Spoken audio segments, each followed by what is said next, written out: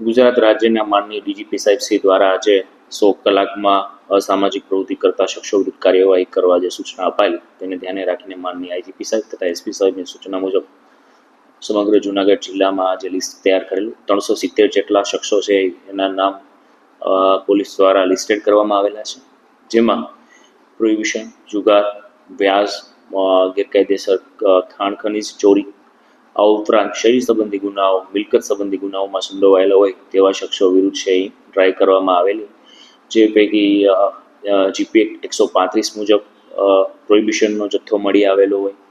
આ ઉપરાંતની અન્ય જે કંઈ પણ ગેરકાયદેસર પ્રવૃત્તિ કરતા મળી આવેલા તેમના વિરુદ્ધ અટકાયતી પગલાં લેવામાં આવેલા છે.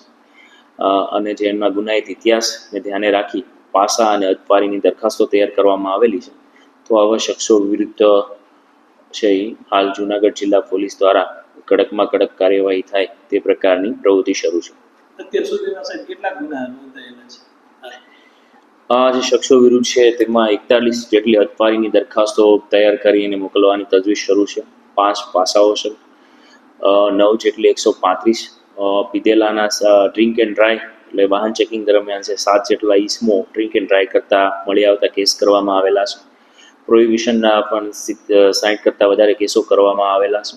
અને અલગ અલગ હેડમાં જે અટકાયતી પગલાં જે BNS 170 મુજબના જે અટકાયતી પગલાં છે તે પણ 70 કરતાં વધારે શખ્સોના મૂકવામાં આવેલા છે. મિત્રો, આવા જ વિડીયો અને શોર્ટ્સ જોવા માટે આજે જ અમારી ન્યૂઝ રૂમ યુટ્યુબ ચેનલને સબસ્ક્રાઇબ કરો.